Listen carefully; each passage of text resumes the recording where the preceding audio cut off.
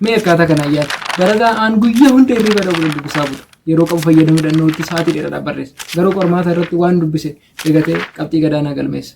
Barataa baan immoo guyyaatti sa'aatii muraasa qofa qayyabata. Dhiphinni guddaan isa mudatu qormaata immoo qabxii gaarii galmeessa. Garaagarummaan jiru maal sitti fakkaata iddoo kanatti? Sammuun kee dadhabaa ta'e miti. Barattoonni hedduun waan dubbisan akka salphaatti dagatan jiraatanis barattoonni immoo dandeettii waa yaadachuu ajaa'ibaa qaban jira. Viidiyoo kana keessatti akkamitti waan dubbistan dagachuu akka dhiistanii fi barataa abbaa ta'uu akka dandeessan maloota shan waliin ilaalla. Kannumaa baay'ee barbaachisaadha. Hanga dhumaatti daawwachuu hin dagatiin. Tokkoffaanii qabxiilee shananarraa waliin ilaallu keessaa yaada daangaa hin qabne horachuu yookaan immoo limitless mindset cultivating kan jedhamu san jechuudha. Yeroo baay'ee namoonni ani kana hin danda'u, ani kana gochuu hin danda'u jedhaniit of daangessu jechuudha. Ana histiriin naan qabamu, ana maatisiin naaf hin ta'u, ana fiiziksiin naaf hin ta'u. Yaada ittiin of daangessuudha jechuudha yaada. Kanaafuu sammuu keenya keessatti nuyi wanta nu amanuu qabnu barnoonni itti fufaa ta'uu amanuun barbaachisaadha. Continuous learning isa jedhamu kana jechuudha. Barumsi gonkumaa dhaabbatu yeroo hundumaa barachaa deemta. Beekumsas immoo akka maashaatti ilaalu. Maashaan kee akkuma sochii qaamaa yoo ittiin hojjette jajjabaachaa deemu sammuun keenya illee yoo ittiin baranne yoo ittiin leenjine cimaatii deema jechuudha. Kanaafuu dogongorri har'a nu mudatu yookaan immoo har'a yoo qabxii gadaana galmeessine yoo waan dubbisnellee yaadachuu dadhabne yoo irra deddeebineetoo waan san leenjine akka fooyyessuu qabnu keessa keenyatti amanuun barbaachisaadha jechuudha. Dogongorri har'a nurratti raawwate hundi waan irraa badannudha malee kufaatii dhumaa kan taane baruun barbaachisaadha jechuudha. Kanan biraa yaada daangaa hin qabne yookaan immoo limitless mindset cultivating kana jalatti kan nu ilaallu yaada guddinaa yookaan immoo growth mindset. Namoonni tokko tokko ana kana booda maalan guddadha, kana booda wanti hunduu xumurameera jedhanii namoonni yaada isaanii of daangessan jiran. Kanaafuu ani kana gochuu hin danda'u jechuudha amanna ani kana gochuu hin danda'a jettee gaafa yaadde growth mindset godhachaa deemta jechuudha. Sammuun kee akka guddachaa deemu ati akka ol deemaa deemtu amanaa deemta jechuudha. Yoo san hin taane garuu akkamitti waan ta'e hojjechuu dandeecha? Even it's not possible to do something or to achieve. Waan milkeessuu barbaaddu san achieve gochuudhaaf keessa keetitti amanuu qabda. Yoo keessa keetitti waan san gochuudhaaf akka deemtuun amanne akkamitti waan san milkeessuu dandeecha? Kuni soba. Osuma ati dubbisaa jirtu sammuun kee keessa isaatitti milkeessuu dandeechu barqabdee ati barbaaddu. Dandeettii ati barbaaddu horachuu hin dandeechu. Yoo siin jedhe yoo akkasitti ofitti kan himtu ta'e even akkamitti waan san milkeessuudhaaf yaaduu dandeecha. Hin yaadamu malee. Sammuun keenya gowwaadha yookaan immoo waan ati himtu qofa kan dhaga'u. Yoo ati ani dadhabaadha ani kan hin danda'u jetteeni waanuma san mirkaneessa jechuudha. Yoo immoo ati lakki kana gochuun hin danda'a. Ammaaf illee yoo hin dadhabe leenji'eetoo tireen ta'ee waan kana na fooyyessa yoo keessa keetitti yoo itti of amansiiste garuu waan barbaadu san milkeessuu dandeecha jechuudha.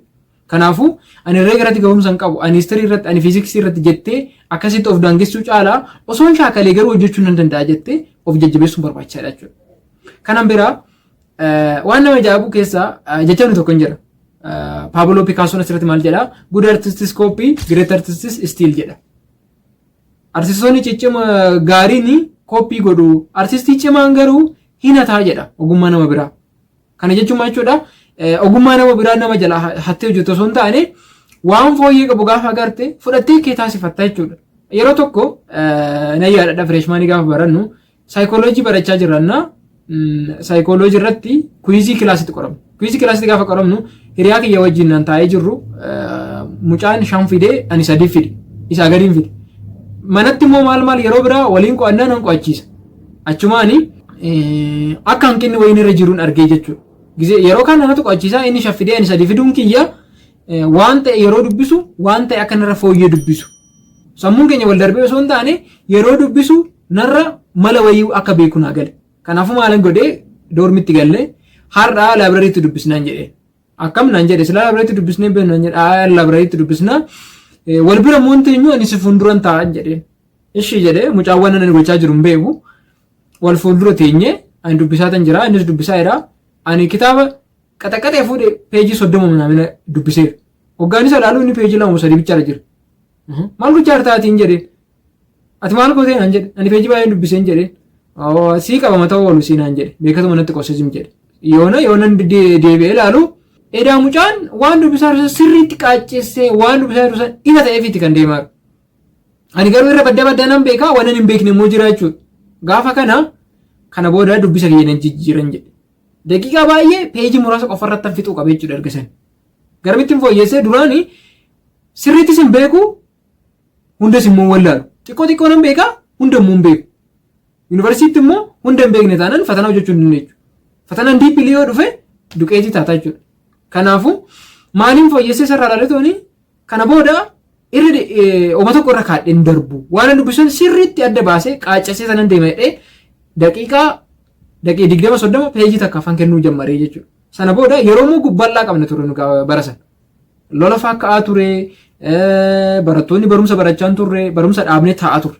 Yeroo dheeraan qaba waan ta'eef mala kana jalaan fudhadhee jechuudha. Akkuma Pablo Picasso good artists copy, great artists is still jedhu jechuudha. Kanaafuu waan barbaachisaa ta'e waan gaarii nama biraatti irraa argattee naani laaltee tooni copy gochuun barbaachisaa jechuudha.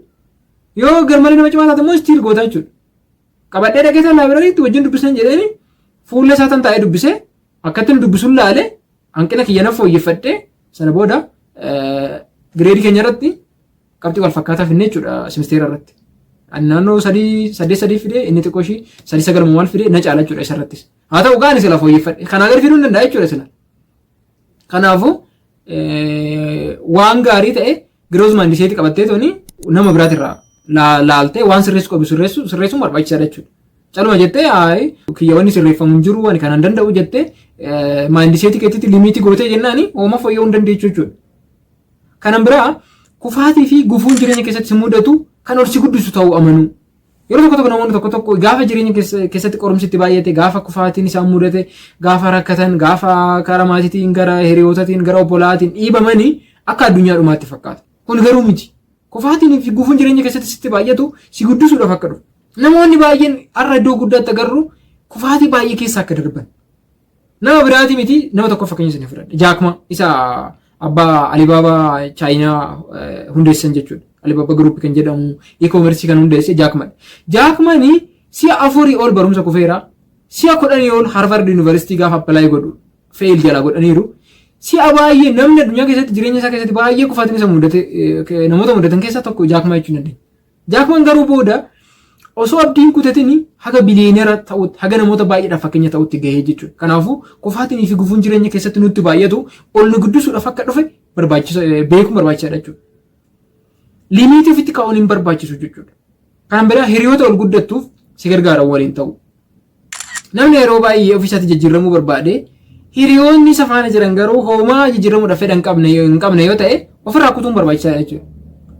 Namni ofiis guddachuu waliinis guddachuu hin barbaanne akkuma seetaappiin mijatanitti komfortabilii bichaa kan eeggatu yoo ta'e ankomfortabilii ta'uu yoo kan hin barbaanne ta'e baay'ee jireenya keessatti sillees rakkisuu danda'a jechuudha. Hiriyoonni kee akka ol guddattuuf kan si faana ta'an kan si faana ifaa jedhan kan mul'ata qaban ta'uu qaba. Dargaggoonni amma abdii kutuun qabu jechuudha. Dargaggoonni tokko waan isaan dhiphisne dhiphatu. Waan mootummaan waan pirezidaantiin biyya dhiphachuu qabu ofii keenya dhiphanna jechuudha. Waan akkasii nurra hin jiraatu. Dargaggoon isaa mataa teertuutti yeroo qabdaa iskiilii horachuudhaaf dandeettii qabdaa enerjii guddaa qaba. Kanaafuu waan qabdu san kennitee fudhachuun barbaachisaadha jechuudha. Namni osoo nama gargaariin akkamitti si gargaara? Jaakmaan akkas jedha. Ati gargaaramuudhaaf gahuudhaaf yoo hin dandeenye yookaan immoo iddoo san pozishinii sana yoo hin qabaanne akkamitti namni si gargaara jedha. Nama tokko amma beekamtii guddaa irra gaanii tooni gaafa namoonni kaafee keessa seenan hin affeeru gaafa isaan iddoo garagaraatti argan namni baay'een isaan affeera namni baay'een isaan faana dhamaa jechuudha. Sababni sun maaliif iddoo isaan qabatan jechuudha pozishinii. Ati gargaaramuudhaaf pozishinii si gargaaramu qabaachuu qabda. Barumsa irratti akka si gargaaran yoo barbaadde barumsa irratti dandeettii tokko agarsiisuu qabda jechuudha. Maatiin kee firoonni kee hiriyoonni kee akkasitti abdatan waan ta'e agarsiisuu qabda jechuudha. Dhugaa kana akkamitti si gargaaru namoonni akkamitti mootiveet ta'ee si gargaara yoo ati gargaaramuudhaaf pozishinii san hin qabaanne. Kanaafuu waan sun barbaachisaadha jechuudha. Hiriyoota ol guddatu jechuun waan salphaa akka sanatti fakkaata. Namni olis ol guddisuu hin danda'a gadis ol buusuu hin danda'a.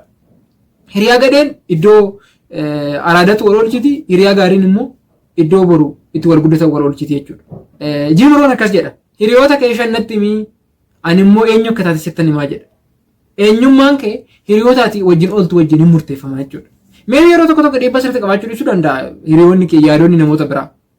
Garuu darbee tooni waan ta'een si miidhunsaa dhiibbaan sirriitti fiduunsaa hin hafu jechuudha. Kana amanuun barbaachisaadha. Lammaffaarratti kan walii ilaallu masaraa yaadannoo ijaaruu.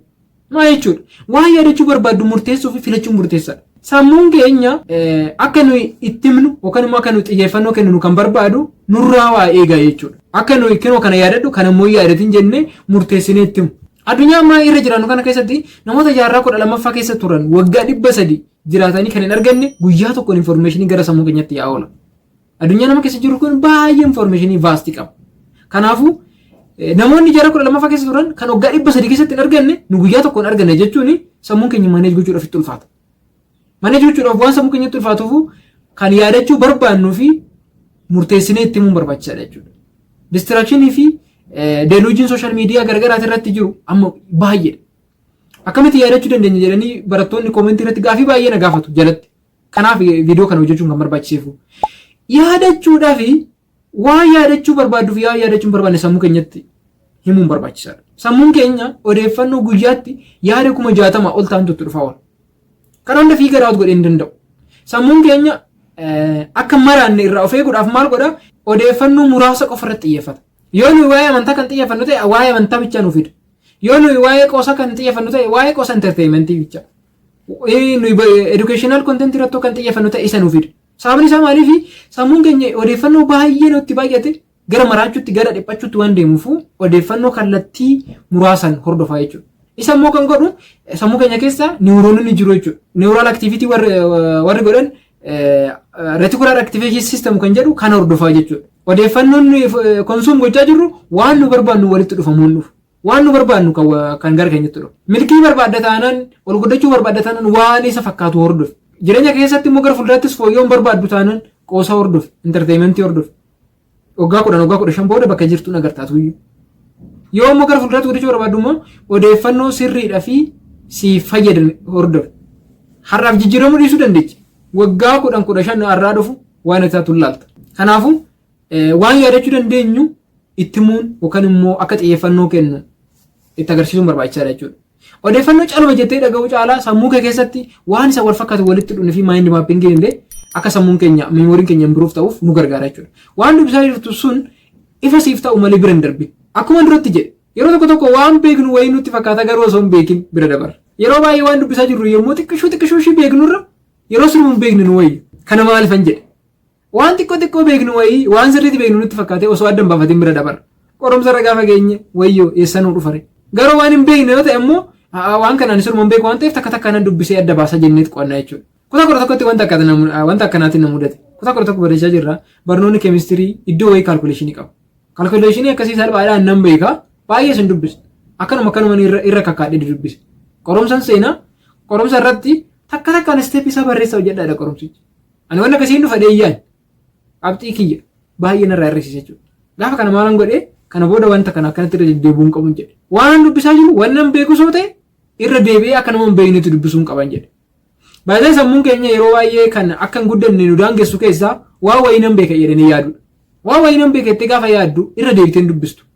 Wanta idaa'ummaadha qabnee faa gochaa turre baay'ee isaa maal jennaa ani kana nan beekaa. Odeeffannoo wayii dhagaa oduma jiru nan beeka kana. Oduma kitaaba wayii dubbisaa jiru kana dubbiseera nan beeka. Gaafa akkana jennu sammuun keenya giroos maandiseetiin horatu jechuudha. Of guddisuudhaaf hin dhamamu jechuudha. Bakka sanitti staak ta'eef jechuudha. Kanaafuu yommuu wayii hojjennu akka waan sana uuman beeknetti lafaa kaanee hojjechuu qabna. Sababni isaa immoo sammuun keenya waan argisan figure out gochaa deema jechuudha. Of goyoomsuun barbaachisu jechuudha. Yeroo baay'ee barumsa irratti barattoota ciccimaa fa'aa yoo taatanii of goyoomsitu. Ani kana nan beekaa jettu irra dabartu booda waggaa sirriitti diiteelii ta'e garuu yaadachuu dhiisuu dandeechu. Kanaafuu diiteelii isa sirriitti beekuudhaaf of goyoomsuu dhiistanii tooni waan san akka nama hin beeknetti lafaa kaatanii dubbisuun barbaachisaadha jechuudha. Akkasumallee seenaa barattoota lamaatu jira. Barattoota kutaa 12 baratantu ture barattoota nu dursan. Barataan tokkichi qorumsa irratti dhukkubee adda kuteeti bara ittaanu kana deebi'ee dhufe. Tokko immoo baranuma barachaa jira. Kazaa lamaan isaanii wal argan. Lachaa sonitu baay'ee ciccimoodha. Osuma cimaa ta'eeru qorumsa irratti dhukkubsatee tokkichi biraa kana fee ture. Inni sila barachaanu ture iyyuu qorumsisa. Qorumsa inni rakkutee adda ba'e.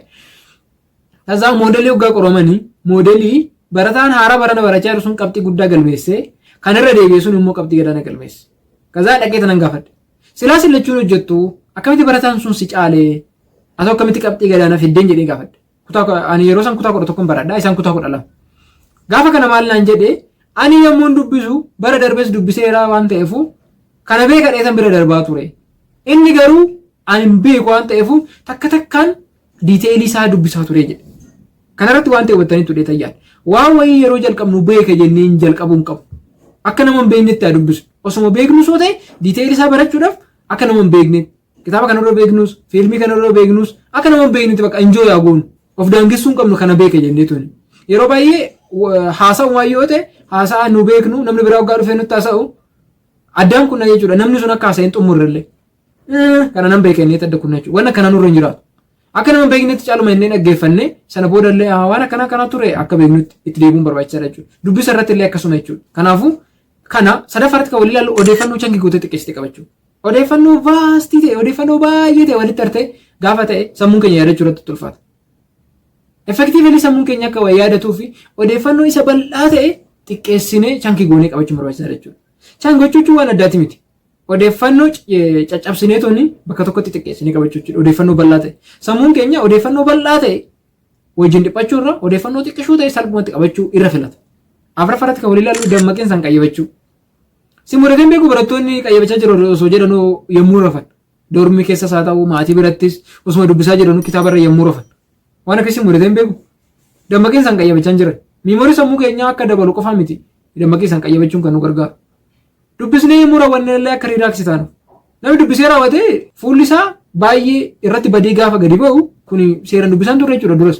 Dammaqeen isaanii yommuu dubbisnutti erga qarumsa sanillee raawwanne yookaan immoo erga dubbisa sanillee raawwanne akka nu riilaaksii taanu nu gargaara. Yommuu san hin taane garuu rafaatii waan biraa gorogoraatii yaadni keenya garagaraatti bittinnaatii gochuun akka dammaqeen isaanii qayyabanne nu taasisa jechuudha. Waan sanillee miimooriin keenya booda nu yaadatu jechuudha. Irra deebinee gaafa barbaannu hin jiru. Odeeffannichi nu bira. Shanaffaratti kan walii ilaalu namni baay'een akka salphaatti kan lakkaa'u fayyaa sammuu keenya eeggachuuf sochii qaamaa guddisu. Haga ammaatti ilaalaa jirti. Laayikii fi sabiskiraabiin taasisa. Namni yuutuubii kanaaf haaraa taatan ani maqaan koo Seenessaa jedhama. Saayibar sekuritii baankii irraan hojjedha. Laayikii sabiskiraabii sheerii gootanii akka kontentii kun nama baay'ee bira ga'u akka nu gargaartan isinii jenna. Gargaarsa keessaniif baay'ee isin galateeffanna. Shanaffaarratti fayyaa sammuu keenya eeggachuuf sochii qaamaa guddisu. Sochii qaamaa taasisuun xiyyeeffannoon, miimooriin fi dandeettii waa barachuu keenya akka dabalu taasisa. Namoonni baay'ee sochii qaamaa gochuu irreedhaa fi chestii dabaluu bicha itti fakkaata. Suni garuu dhugaa miti. Gaafa sochii qaamaa hojjennu xiyyeeffannoon keenya illee dabala. Miimooriin keenya illee cima. Dandeettii waa yaadachuu keenya illee baay'ee improve ta'a. Kutaa sammuu keenyaa kanneen akka hippookampaasinii fi prefrontal cortex kanneen jedhamanii miimooriinii fi dandeettiin barachuu keenyaa akka jabaatan kan taasisan sammuu keenya keessa jiru. Gaafa sochii qaamaa taasistu kutaa sammuu keenya kun baay'ee cimaa deemu jechuudha. Baay'ee jabaatu, baay'ee bal'atu. Kun immoo akka nu dandeettii yaadachuu keenya dabalu nu gargaara jechuudha. Akkasumallee sochii qaamaa taasisuun hormooniin akka seerootoninii fi indoorfiinii akka maddan taasisa. Kun immoo muudiin keenya akka sirreeffamu. Fakkeenyaaf hormooniin yeroo maddan kanneen akka indoorfiinii seerootoninii kun maal taasisu akka nu riilaaksii taanu nu taasisu. Moodii riilaaksii taate gaafa keessatti dubbiste garuu immooshinii keessatti dabalameera. Dubbisaa irratti immoo immooshinii si barbaachisa akka si faana turuuf. Immoshiniin immoo immooshinii gaarii ta'ee jennaan sammuun kee sirriitti qabataa jiru waan sana. Immooshinii riilaaksii ta'e akka dhufuuf immoo kan si gargaaru hormoononni kanneen akka seerootoninii fi indoorfiinii kana jechuudha. Kanneen kun immoo akka maddan gochuudhaaf maal gochuu qabda sochii qaamaa taasisuun barbaachisaadha jechuudha. Kanaafuu sochii qaamaa taasisuun namoonni baay'een akka salphaatti lakkaa'u garuu kun soba. Kanarratti xiyyeeffachuun barbaachisaadha. Pireezidaantiin Raashiyaa Vilaadimiir Puutiin kan jedhamullee barattoota walitti qabee dargaggoota dandeettii yaadachuu isaanii akka dabaluuf kognitiiviin isaanii akka dabaluuf sirriitti sochii qaamaa akka gochuu qaban baay'ee gorsaa ture. Hagam akka xiyyeeffannoo qabu. Qorannoon garaagaraa akka agarsiisutti sochii qaamaa taasisuun dandeettii miimoorii keenyaa akka guddisu, dandeettii waa qabachuu keenyaa akka guddatu kan agarsiisedha jechuudha. Asirratti xiyyeeffachuun baay'ee barbaachisaadha. Haga ammaatti waan faana turtaniif galatooma. Ani Seenessaan ture. Seenessaa Poodkaastidhaaf haaraa yoo taatan laayikii fi sabskiraayib taasisuun hin dagatina. Qophii biraatiin gara fuulduraatti amma wal agarrutti yeroo gaarii isin haa ta'u. Baay'ee galatooma.